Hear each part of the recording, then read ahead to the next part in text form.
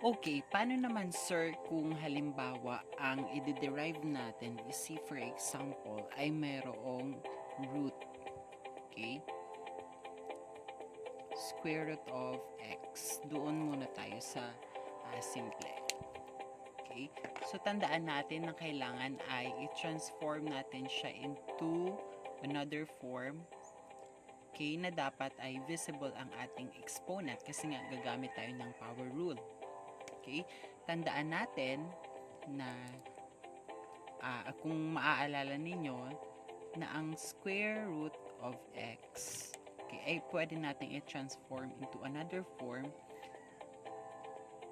and ang square root na to ay mayroong number 2 dito sa gilid. Understood na mayroong number 2.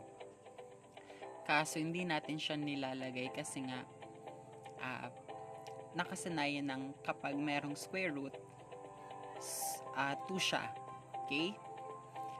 Kung magiging siyang cube root, so ilalagay mo na 3 dito sa gilid. Okay? And another thing is that ang variable na x ay mayroong exponent na 1.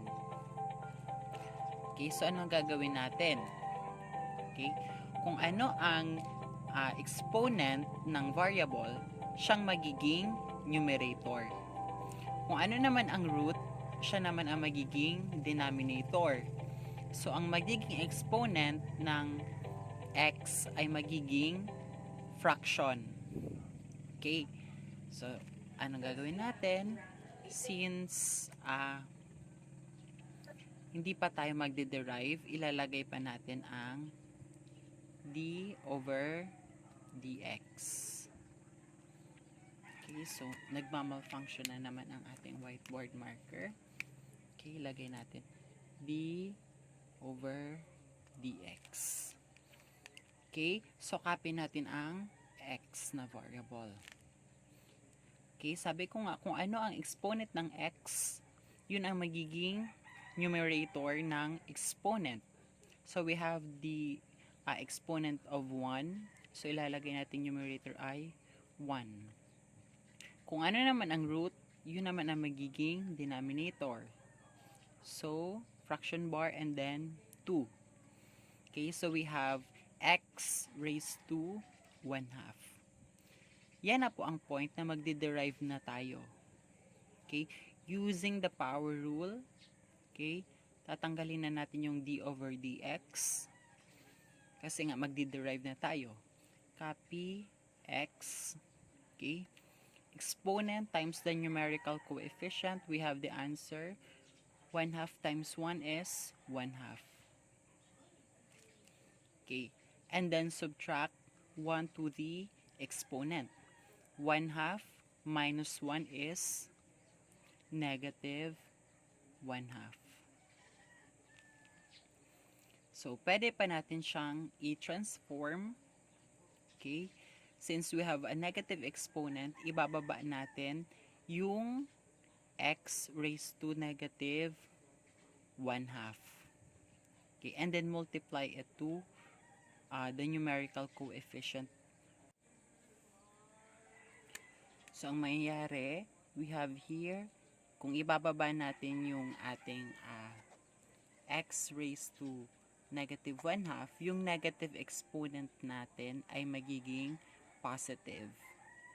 Okay? So, magiging siyang 1 over 2 times x raised to 1/2. Okay? So, paano siya nangyari? Since binaba natin yung, ito ay, kung baga ay merong denominator na over 1. Okay? At ang numerator niya ay x raised to negative 1/2. Nung binaba natin siya, okay, yung negative ay naging positive. Okay? Pero, naging na siyang denominator. Okay? And ang numerator niya ay 1. Okay? So, nang minultiply natin siya sa 1/2, okay, since ang denominator natin ay x raised to 1/2, 2 times x raised to 1/2 is 2x raised to 1/2. Kasi nga kapag nagmumultiply tayo ng fraction is numerator times numerator and then denominator times denominator. So, that is basic na mathematics. Okay?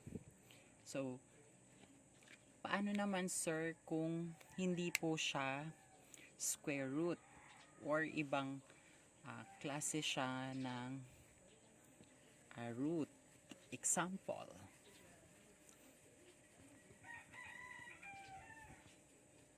Okay, ito nga yung example natin.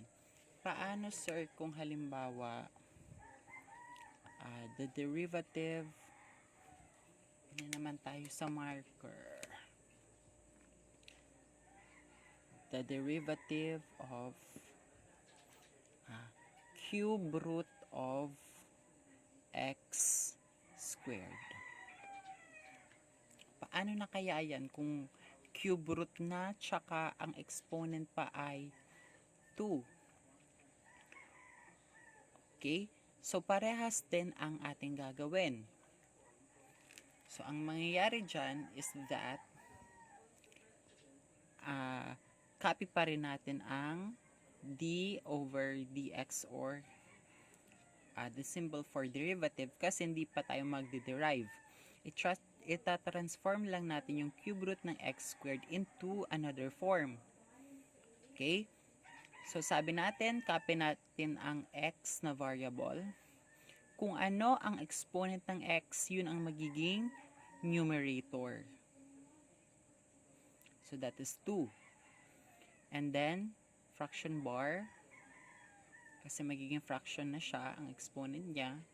At kung ano ang root, yun ang magiging denominator.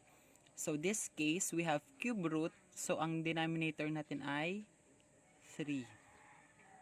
So, we have the derivative of x raised to 2/3.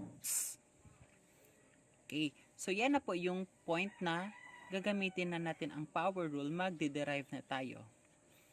So, sabi sa power rule, exponent times the numerical coefficient which is 1. Okay. So, magiging 2/3.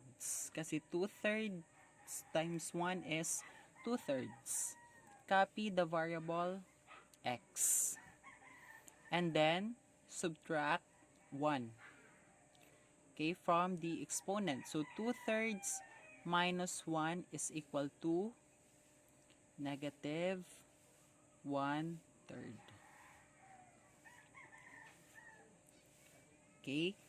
So, anong gagawin natin? Since ang exponent natin ay negative, ipababa naman natin siya. Okay? So, ang magiging sagot natin ay we have 2 over 3x raised to 1/3. Okay? So, ganyan po ang pagkuha natin. First, ita-transform natin siya into another form. And then, kapag maayos na, wala na tayong radical sign, saka po tayo mag-derive.